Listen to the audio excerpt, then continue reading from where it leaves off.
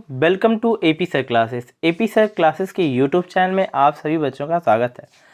आज की इस वीडियो में हम लोग जो साइंस है और फिजिक्स उसमें जो टर्म है उसके बारे में पूरी डिटेल से समझेंगे कि फिजिक्स क्या होता है, पूरा साइंस जो बना है वो किस तरह से वे में सिस्टमेटिक है। और ये जो बेसिक टर्म रहेगा यानी ये 9 to 12 तक की कोई भी बच्चा जो है इसको देख सकता है, यानी क्लास 9th से लेकर के क्लास 12 तक के कोई भी बच्चे इस वीडियो को आराम से देख सकते हैं, कोई दिक्कत उनके लिए नहीं है।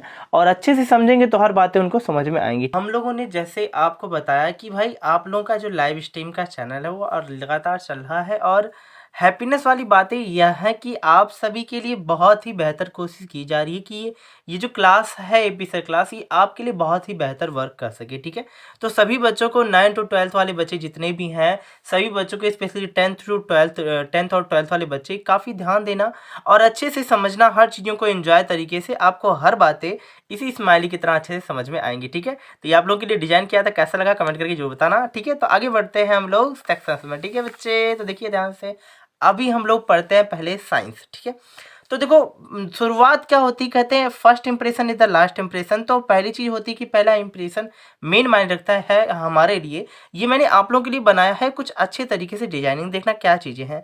पहली बात आती है कि साइंस यानी विज्ञान क्या होता है। तो विज्ञान की जो उत्पत्ति हुई है, ठीक है, वह हुई है साइंसिया शब्द से हुई है। SCIENTIO साइंसिया शब्द से हुई है। साइंसिया शब्द का जो अर्थ होता है वह होता है जानना, यानी टू नो। यानी जब भी आप साइंस पढ़ोगे तो कुछ जानने की इच्छा आपके मन में हमेशा जागृत रहेगी। ये लाइट है तो लाइट क्या है, ये फोर्स क्या होता है, यानी हमेशा आप कहीं ना कहीं किसी भी चीज़ को जानने की उत्सुकता रख सकते हो साइंस के लिए। ठीक है, एसटी जो विज्ञान आप लोग इससे पहले 10th में पढ़ के आए हो ना, 9th में। ठीक है, 11 12th में आए हो तो 11 12th में आपने साइंस नहीं, आपको systematic physics chemistry and biology मिल गया, लेकिन इससे पहले आपने 9 to 12th साइंस ही तो पढ़ा है ना।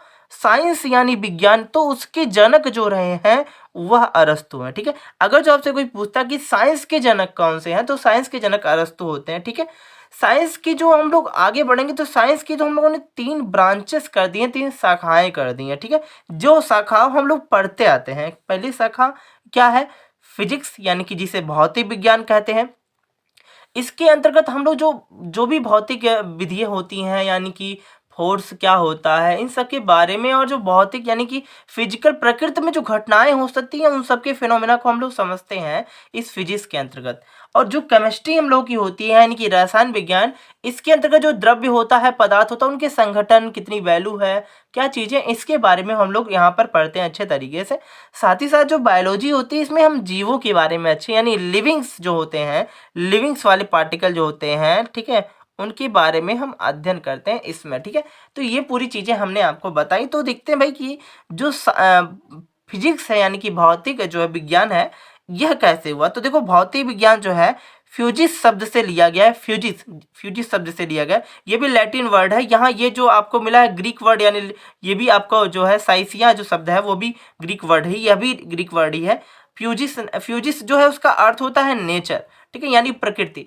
तो प्राकृतिक जो घटनाएं होंगी यह इसके बारे में हम लोग अध्ययन करेंगे। देखो अभी इसके कई ब्रांच है, मैं उसके बारे में बताऊंगा, आपको टेंशन मत लेना। ठीक है, लास्ट तक बने रहना, आपको पूरी जानकारी इसमें मिलेगी, जो आप शायद ना जानते हो वह भी जानने को मिलेगा। ठीक है, और अगर जो बात करें केमिस्ट्री, तो केमिस्ट्री शब्द जो है वो कीमिया से हुआ है बच्चे, कीमिया शब्द से, जिसका अर्थ होता है काला पदार्थ। ठीक है बच्चे, काला पदार्थ इसका अर्थ होता है। ठीक, और यहाँ जब आते हैं बायोलॉजी, यानी कि जिसे बोलते हैं हम लोग जीव विज्ञान, तो जीव विज्ञान के जो जनक है वो तो अरस्तु होते, ही बात आप सभी जानते हो। जो जीव विज्ञान है वो है बायोस एंड लॉजिस शब्द से ली गई है। बायोस का अर्थ होता है सजीव से, और लॉजिस का अर्थ होता है अध्ययन से, यानी जिसमें हम सजीवों का अध्ययन करते हैं उसे बोलते हैं बायोलॉजी। आई होप बातें समझे आप लोग ना। और देखो अगर जो बात करें हम फिजिक्स के जनक की, तो इसके लिए मैंने देखो बहुत ही स्पेशली आपके लिए बहुत अच्छी तरीके से चीज़ें बनाई हैं, उसको देख लेना, फिर आपको हर बातें समझ में आएंगी। ठीक है, तो देखिएगा ध्यान से, अच्छे से आपको समझ में आएगा। जो फिजिक्स है यानी कि जो भौतिक विज्ञान है उसके जनक होते हैं। देखो फिजिक्स जो होती है वो 2 तरीके से है, एक है चिर सम्मत भौतिकी, चिर यानी पुरानी, ठीक है, तो चिरसम्मत भौतिकी आती है, एक होता है आधुनिक भौतिकी, ठीक है। जो चिरसम्मत भौतिकी होता है उसे बोलते हैं एंशियंट फिजिक्स बोलते हैं, जिसके जो जनक रहे हैं वो है न्यूटन। आई होप बातें समझ रहे हो ना, जिसे सर आइजैक न्यूटन के नाम से जाना जाता है, ठीक है। और जो आपको मॉडल फिजिक्स मिलता है उसके जनक जो है ये सर अल्बर्ट आइंस्टाइन है, ठीक है, जो इसके आधुनिक फिजिक्स के जनक है। ये क्या चीजें हैं, क्या बातें हैं, अभी मैं बताऊंगा, परेशान मत होना, आप लोग समझोगे पूरी चीजें। तो थोड़ी बेसिक समझेंगे तो आगे हम लोग अच्छे से हर बातें क्लियर कर पाएंगे, क्या क्या चीजें हम लोगों ने लिखी हैं, क्या क्या चीजें इसमें समझनी। तो देखो अभी अभी हमने बोला है कि जो फिजिक्स है उसका जो शुरुआत हुआ है ये फ्यूजिस शब्द से हुआ है, जिसका अर्थ होता है प्रकृति। तो देखो प्रकृति में दो चीजें विद्यमान होती हैं, एक तो द्रव्य होता है और एक ऊर्जा होता है। क्या होता है, एक द्रव्य होता है और एक ऊर्जा होता है। आई होप बातें समझ रहे हो। जो द्रव्य है बच्चे, यानी कि जो मैटर है वह क्या कर सकता है वो देख लो। तो द्रव्य जो होता है वह स्थान यानी स्पेस कवर्ड करता है, ठीक है। जो द्रव्य होते हैं वो स्थान घेरते हैं, ठीक है। और साथ ही साथ जो द्रव्य होते हैं उनके कुछ बिहेवियर्स वो हैं कि वो दिखाई देते हैं, जो भी हम लोग का मैटर है वो दिखाई देता है। अब ये solid liquid and gases part भी हो सकता है मैटर ना, ठीक है। और ये दिखाई देता है, विजुअल होते हैं, और साथ ही साथ इनमें वेट होता है। जो भी आपका द्रव्य यानी मैटर है उन सब में वेट्स होते हैं। सेम द्रव्य का अपोजिट होता है ऊर्जा। फिर से बोल रहा हूँ, सेम द्रव्य का अपोजिट होता है ऊर्जा। ऊर्जा क्या होता है, तो देखो ऊर्जा जो है कई स्थान नहीं घेरता, यानी कोई स्थान आप लोगों को नहीं घेरता हुआ मिलेगा। जैसे यहाँ स्थान घेरता मिला, यानी ये अनकवर्ड होते हैं, अनकवर्ड स्पेस ये लेता है, ठीक है। और साथ ही साथ ये अदृश्य था तो ये अदृश्य है, यानी इनविजिबल है।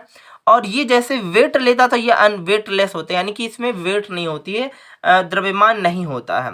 अभी इसमें हम लोग जब यहाँ आते हैं चिरसम्मत भौतिकी में, तो इसमें क्या चीज़ें बताई जाती रही हैं उसको भी देख लो। तो देखो चिरसम्मत भौतिकी में क्या होता रहा है कि इसमें हम लोग जो द्रव्य है, द्रव्य को ऊर्जा में और ऊर्जा को द्रव्य में, ठीक है, ध्यान से समझना, द्रव्य को ऊर्जा में और ऊर्जा को द्रव्य में चेंज नहीं किया जा सकता। यानी इस फेनोमेना में, इस चीज में, यानी चिरसम्मत भौतिकी में ये दोनों चीजें अलग, यानी द्रव्य के बारे में अलग पढ़ना होता था और ऊर्जाएं के बारे में अलग अध्ययन होती थी। दोनों को एक्सचेंज नहीं किया जा सकता है, दोनों एक दूसरे के प्रपोर्शन होते हैं, यानी द्रव्य को ऊर्जा में, ऊर्जा को द्रव्य में कन्वर्ट नहीं किया जा सकता। लेकिन अगर जो आप आएंगे आधुनिक भौतिकी में, तो आधुनिक भौतिकी में ये चीजें पॉसिबल हो चुकी हैं, ठीक है। पॉसिबल क्या है कि द्रव्य को ऊर्जा में और ऊर्जा को द्रव्य में कन्वर्ट किया जाने लगा है, ठीक है। तो ये चीजें आधुनिक भौतिकी में आजकल होने लगी। तो आजकल हम लोग बहुत सी ऐसी चीजें, बहुत सी ऐसी आधुनिक युग में जी रहे हैं जो ऐसी ऐसी हम लोग कल्पनाएं भी नहीं कहते कि ये चीज भी हम लोग को देखने को मिलेगा, और वो सब चीजें हम लोग को देखने के मिलती हैं। तो इन सब का अध्ययन जो हम लोग को मिलता है वह है आधुनिक विज्ञान और चिरसम्मत भौतिकी। अच्छा, इनको हम लोग बहुत डीप से आगे बढ़ के समझते हैं। अरे वेट वेट वेट, हम एक चीज तो बताना भूल ही गए कि भाई केमिस्ट्री के जो जनक होते हैं वो होते हैं लेवोसिए, इसको याद रख लेना, ठीक है। तो अभी दो चीजें मिली, फिजिक्स के जनक कौन कौन, अब चिरसम्मत भौतिकी के आपको न्यूटन मिल जाएंगे, आधुनिक भौतिकी के अल्बर्ट आइंस्टीन, और उसके बाद केमिस्ट्री के लेवोसिए, बायोलॉजी के अरस्तु, ठीक है। आई होप बातें समझे, आगे बढ़ते हैं बाबू। अब वो समझने वाली बात आती है इंपॉर्टेंस, जो हम लोग जानना चाहते हैं बहुत डीप तरीके से, जो हम लोग पढ़ेंगे, ठीक है। तो अब स्माइली वाला काम करना है आप लोगों को, ठीक है, इसको समझना अच्छी तरीके से, आगे हम लोग बताएंगे, ठीक है। तो देखो क्या हो सकता है, जो एंशियंट फिजिक्स यानी चिरसम्मत भौतिकी और मॉडल फिजिक्स, इन दोनों के बारे में हम लोग अच्छे से समझेंगे। वर्सेस मैंने कर दिया, ठीक है। तो चलो एंशियंट फिजिक्स यानी चिरसम्मत भौतिकी क्या था। तो देखो जो सन 1900 से पहले की जो फिजिक्स हम लोग पढ़ते थे, ठीक है, वो सभी फिजिक्स जो है वो सब के सब क्या है, चिरसम्मत भौतिकी है, ठीक है।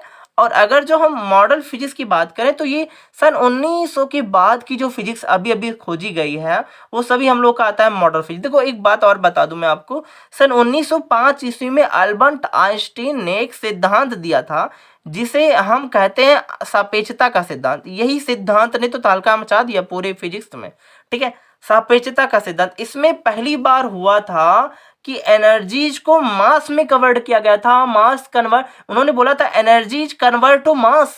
ये चीजें आपको सापेक्षता के सिद्धांत में मिली थी, ठीक है, जो 9th 9th में आप लोग पढ़ के आते हो, ठीक है। ये सब चीजें उसमें मिलती हैं, ठीक है, लेकिन उतना बच्चे केयर नहीं करते हैं, ठीक।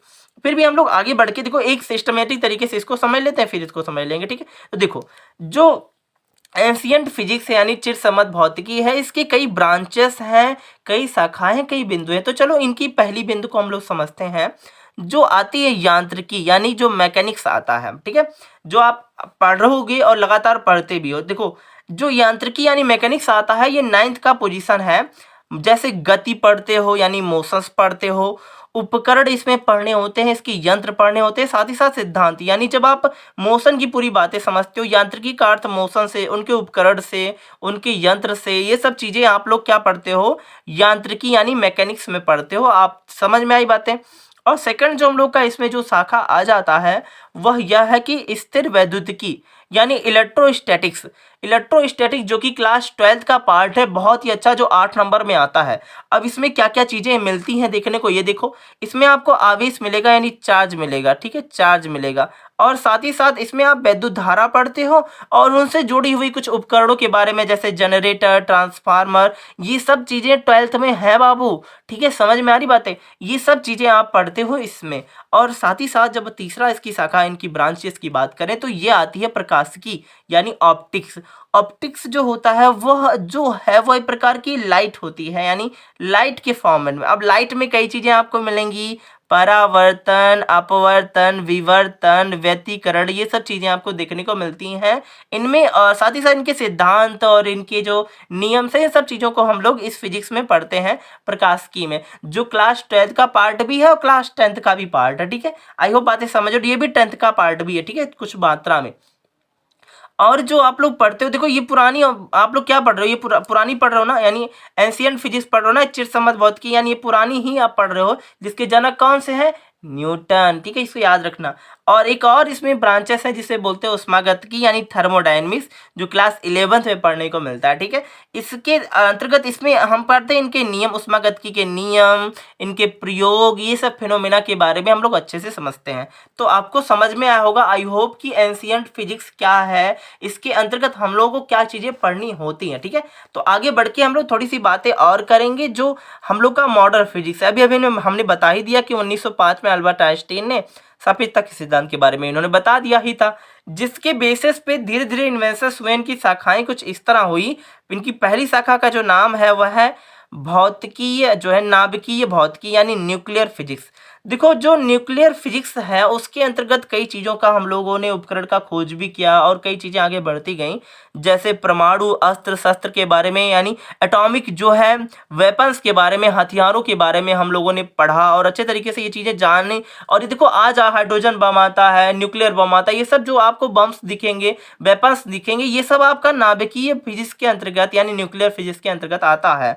और न्यूक्लियर फिजिक्स का जो यूज है ना बच्चे, ये देखना, न्यूक्लियर फिजिक्स का यूज चिकित्सा क्षेत्र में ज़्यादा होता है। जैसे देखो चिकित्सा क्षेत्र में कैसे, जैसे आपने नाम सुना होगा आयोडीन 131, ठीक है, आयोडीन 131, ठीक है, 1 देखो 1 होता है, 31 होता है, यानी 131 ये आपको मिलेगा। ये क्या है आपको मैं बता दूं, देखो जो आपके गले होते हैं जिसे गिल्स बोलते हैं, उसके बगल में घेंघा रोग होता है, जिसे आरा बात समझिए, गलफड़ा, जैसे गलफड़ा होता है, रोग हो जाता है, तो उस घेंघा रोग को दूर करने के लिए बाहर से हम ना इसका डोज देते हैं, आयोडीन 131, ठीक है, इसका डोज देते हैं। तो इसके लिए भी आज यूज होने लगा न्यूक्लियर फिजिक्स के रूप में। और साथ ही साथ एक महत्वपूर्ण चीज कोबाल्ट, जैसे कि आप कोबाल्ट देखो, कोबाल्ट 60 जो होता है, ठीक है, समस्थानिक संभारिक के अंतर्गत ये चीजें लिखी गई हैं 60 वाट, ठीक है। तो कोबाल्ट 7 का यूज जो है आजकल जो है कैंसर के उपचार में भी किया जाता है। कैंसर इतनी घातक बीमारी है जिसका उपचार नहीं होता, लेकिन कुछ ना पर्टिकुलर समय में कहीं ना कहीं यूज कर लिया जाता है कोबाल्ट का यूज जो है कैंसर के रूप में। समझ में आ रही बातें। और साथ ही साथ अगर जो हम बात करें, इसमें हम लोग को देखने को ये मिलेगा कि जो कोबाल्ट 60 मैंने बता ही दिया कि कैंसर के उपचार में इसका यूज किया जाता है। और साथ ही साथ जो सोडियम का 24 यानी सोडियम 24 का जो यूज है ये रुधिर के थक्के बनाने में। देखो रुधिर की क्लॉटिंग जो हम लोग को नॉर्मली मिलती है, जैसे चोट लगा तो उसका क्लॉट बन गया कहीं ना कहीं, तो उसके थक्के को उतना वो नहीं है, लेकिन जब आपके क्या होता है धमनी और सिरा से जब ब्लड निकलते हैं तो उसके रास्ते में कहीं थक्का बन गया, तो उसकी क्लॉटिंग को दूर करने के लिए एक टेबलेट्स के रूप में या किसी भी तरीके के डोज दे करके आपको सोडियम 24 का डोज दिया दिया जाता है। तो आप समझ सकते हो कि जो हम लोग की मॉडर्न फिजिक्स है वो कितना एडवांस हो चुकी है। ठीक है, तो चिकित्सा के क्षेत्र में इसका ज़्यादा यूज होने लगा। तो दो हमने बताया, एक पहला बताया क्या, पहला हम लोग को बताया नाभिकीय जो है भौतिकी यानी कि जो न्यूक्लियर फिजिक्स है। सेकंड इसमें आता है जिसे बोलते हैं इलेक्ट्रॉनिकी। तो इलेक्ट्रॉनिकी का आज बहुत ज़्यादा यूज है, आप जानते हो कि नहीं जानते हो, जिसमें अर्धचालक आप लोग पढ़ते हो जिसे इलेक्ट्रोस्टैटिक बोलते हैं। इलेक्ट्रॉनिकी का अर्थ है इलेक्ट्रॉनिकी, यानी कि इलेक्ट्रॉनिकी का अर्थ जो है, इसके अंतर्गत मैंने कई चीज़ें हम लोग को पढ़नी है। जैसे देखो आजकल जो है ना मोबाइल्स बहुत अच्छे मॉडल में मिल जा रहे हैं, टीवी मिल जा रहा है, फ्रिज मिल रहा है, वॉशिंग मशीन, कूलर, ये सब जो है एक प्रकार का कंप्यूटर, एलईडी। पता है पहले आप जब किसी भी चीज़ों को बल्ब जलाते थे तो 100 वाट लग जाता था, एक यूनिट खत्म हो जाता था। लेकिन अब क्या है ना कि 20-20 वाट, 10-10 वाट, 7-7 वाट, 5-5 वाट के बल्ब बन जाते हैं, जो काफ़ी अच्छा कम समय में बिजली खपत करके अधिक मात्रा में इमिशंस करते हैं। तो इन सब का जो आज हम लोग पढ़ पा रहे हैं वो देन किसकी है, अल्बर्ट आइंस्टीन की यूँ समझो।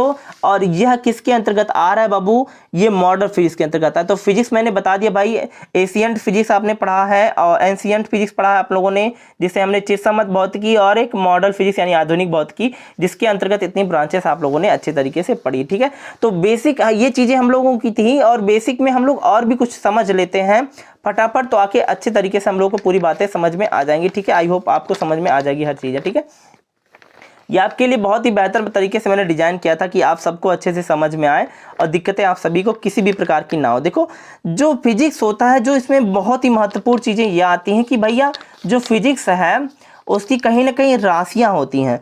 तो जो भौतिक विज्ञान है, भौतिक विज्ञान की जो भौतिक राशियां हो जाती हैं वो क्या, देखो भौतिक राशियां, एक आती है मूल राशियां, व्युत्पन्न यानी डिराइव राशियां होता है जो है क्वोटिएंट होता है, क्यों, और होता क्वांटिटीज होता है सॉरी, और एक होता है पूरक राशियां यानी जो होता है कॉम्प्लीमेंटली। ठीक है, कॉम्प्लीमेंटली, ये सब चीज़ों को अच्छे से समझेंगे, फिर आगे हम लोग नेक्स्ट वीडियो में आप चैप्टर्स को जो है स्टार्ट करेंगे। ठीक है, तो ये क्या होता है इसको भी ध्यान से देख लो। तो देखो होता क्या है, जो मूल राशियां होती हैं वो 7 प्रकार की होती हैं। देख लो जल्दी जल्दी में देख लिया जाता है कौन कौन सी होती हैं, कैसा होता है। ठीक है, तो जो मूल राशियां होती है उसमें पहली राशि है द्रव्यमान यानी मास, जिसका संकेत होता है कैपिटल का M और इसका मात्रक होता है किलोग्राम। ठीक है, और जो द्रव्यमान है यानी लंबाई हो गई, लंबाई का जो मात्रक यानी लेंथ का जो मात्रक है जो है वो मीटर होता है, और जो संकेत है वो कैपिटल का L होता है।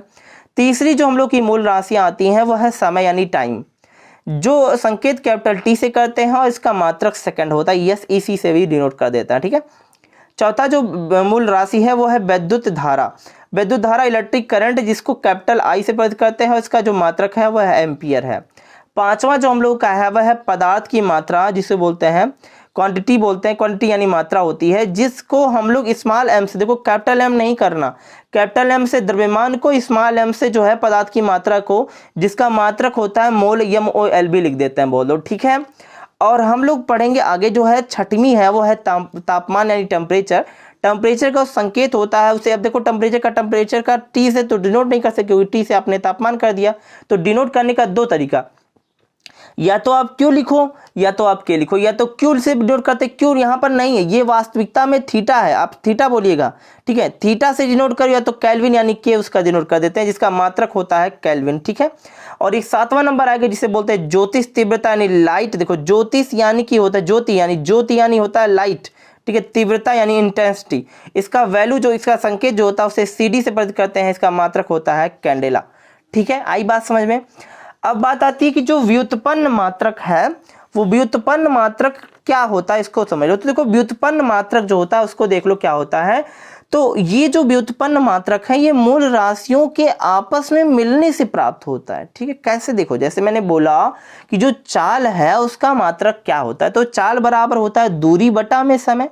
देखो दूरी को भी हम मापेंगे लंबाई से और समय को मापेंगे टाइम से, तो हम दोनों को अगर जो करेंगे तो लंबाई का यहाँ मात्रक क्या होता है M बोलते हैं, संकेत किलोग्राम, मात्रक बनाओगे तो किलोग्राम लिखोगे, अपान में टाइम है यानी समय, समय का मात्रक होता है सेकंड, तो किलोग्राम सेकंड हो जाता है। और अगर जो संकेत बनाना चाहते हो तो संकेत के लिए क्या होता है, चाल बराबर क्या होता है, ये द्रव्यमान है यानी लंबाई है, लंबाई के लिए L लिखते हो, समय के लिए T लिखते हो, तो T के लिए अपान में T कर देते हो ऐसे तरीके से, तो ऐसे करके होता है। तो ये पूरी वैल्यू आ जाती है, क्या पूरी वैल्यू आ जाएगी आप लोगों की L t पे पावर माइनस का 1। तो ये आप लोगों का जो होता है ये संकेती वैल्यू होती है, जिसे आप लोग वेक्टर क्वांटिटी कहते हैं, जो 11th चैप्टर्स में आप लोग 11th में आप लोग पढ़ के आते हो, ठीक है। और जो व्युत्पन्न मात्रक और हो जाता है, जैसे क्षेत्रफल हुआ, आयतन हुआ, ये सभी व्युत्पन्न मात्रक होंगे, ठीक है। आई होप मेरी बातें आप लोग समझ जाओ। देखो वीडियो काफी लेंदी हो जाएगा, इसलिए शॉर्टकट में मैंने आपको समझा दिया, और आई होप आप समझ गए होंगे भी अच्छे तरीके से, ठीक है। आगे बात हम लोग का जो आएगा वो देखो आता है कि ये जो पूरक यानी कॉम्प्लीमेंट राशियां क्या होती है। देखो ये एक प्रकार की मात्रक विहीन होती हैं, और ये हो सकती हैं दो तरीके से। मात्रक विहीन यानी जो मान है, जैसे रेडियम बोला और स्टेरेडियम, दो होता है इसका। जो पूरक राशियां, एक होता है रेडियम, एक होता है स्टेरेडियम। ये वास्तविकता में दोनों लोग करते हैं कोड के लिए वर्क होता है इनका, कोड एंगल के लिए। और जो रेडियम होता है वो प्लेन एंगल के लिए यानी समतलीय कोड के लिए काम में आता है, और स्टेरेडियम ये सॉलिड एंगल यानी कि ठोस कोड के लिए काम में आता है। जो ठोस कोड है, सॉलिड एंगल है, उसको घन कोड के नाम से भी जाना जाता है, इसको आप लोग समझ लीजिएगा। अब बात करें अगर जो हम की जो रेडियन है, वो रेडियन क्या हो सकता है। देखो मैंने यहाँ लिख दिया छोटे छोटे शब्दों में, किसी वृत्त की त्रिज्या के बराबर लंबाई का चाप उसके केंद्र पर जो कोड बनाता है उसे रेडियन कहते हैं, ठीक है। जैसे देखो एक मैंने यहाँ वृत्त बना लिया है, और वृत्त बनाने के बाद उसकी त्रिज्या मैंने यहाँ खींची, त्रिज्या से आगे बढ़ाकर कुछ चाप लगा देंगे हम, यहाँ से यहाँ तक चाप लगा देंगे, ठीक है। चाप को और यहाँ मिला देंगे, इसके बीच में बनेगा थीटा कोड, ये कोड आपका हो जाता है रेडियन। आई होप बातें आपने समझी होंगी, ये रेडियन हो जाता है वृत्त में। यहाँ पर आपको वृत्त मिल जाता है, यहाँ दूसरी ही बातें कही गई हैं। अब आपने अक्सर देखा होगा कि जो आपको 4 पाई 3 pi by 3 pi 2 pi 3 pi by 2 ये सभी आपने देखा होगा। तो ये सभी जो है कोड जो आपको मिलेंगे ये रेडियन कोड दर्शाते हैं, ठीक है। ये कोड है, जैसे यहाँ मैंने लिख दिया है कि एक जो पूरा वृत्त है, पूरा वृत्त यानी पूर्ण वृत्त पर 2 पाई यानी 2 पाई रेडियन का वर्क होता है, जिसका वैल्यू होता है 180। आप जानते हो कि ये पूरी वृत्त जो होती है वो 2 पाई की होती है, 2 पाई बराबर होता है 180। पाई का मान आपको पता है कि पाई का मान 180 हो जाता है, ठीक है। तो यहाँ हो जाए, सॉरी बच्चे, यहाँ 2 पाई रेडियन बराबर 180 हो जाएगा, इसको याद रख लीजिएगा आप लोग, ठीक है। ये हो गई बातें। आगे हम लोग यहाँ देखेंगे कि स्टेरेडियन क्या होता है। तो स्टेरेडियन जैसा हमने बताया कि ये सॉलिड एंगल यानी घन कोण को नापने के लिए होता है। तो सॉलिड एंगल में क्या होता है, जैसे यहाँ पर आप वर्क किए हो वृत्त से, यहाँ आप लोग गोला क्या हो जाता है, ये गोला। ये अगर जो ये 2D वर्क करता है बच्चे, 2 डायमेंशनल होता है, तो ये 3D वर्क करता है 3 डायमेंशन यानी लेंथ, ब्रेथ और हाइट, तीनों चीजें मिलती हैं हमको उसमें, हम बता भी चुके हैं आपको कई बार, ठीक है। तो इसमें मेन चीजें जरूरी क्या होती है, इसमें होती है त्रिज्या और पृष्ठीय क्षेत्रफल। इसमें क्या होता है, इसमें चाप होता है और त्रिज्या जरूरी होता है, ये बात आपको पता है। इसमें वृत्त लेते हैं, इसमें गोला लेते हैं। डिफिनेशन दोनों का देखो तो यहाँ पर है किसी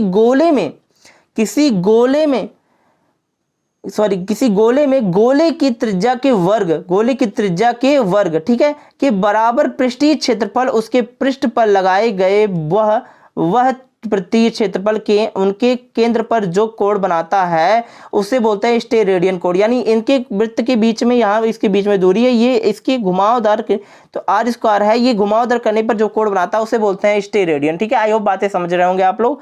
एक स्टेरेडियन बराबर होता है एक जो होता है रेडियन स्क्वायर, याद कर लो, एक स्टेरेडियन बराबर होता है 1 रेडियन स्क्वायर।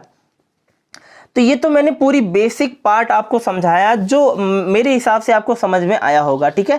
तो ये पूरी बेसिक चीजें हम लोगों ने इस वीडियो में समझ ली हैं। नेक्स्ट वीडियो जो हम लोग की आएगी जिसमें हम लोग पूरी की पूरी बातें एकदम बेहतर से समझेंगे, और ये वीडियो क्लास 10th और 9th से 12th तक सबके लिए इंपॉर्टेंट है, लेकिन नेक्स्ट आने वाला वीडियो क्लास 12th पर रहेगा। 12th वाले अच्छे से समझना, पूरी बातें आपको समझाऊंगा, सिस्टमेटिक आपकी पूरी चैप्टर कितने हैं, क्या चीजें हैं, पहले वो खत्म करने, फिर सिस्टमेटिक तरीके से वीडियो को अपलोड किया जाएगा।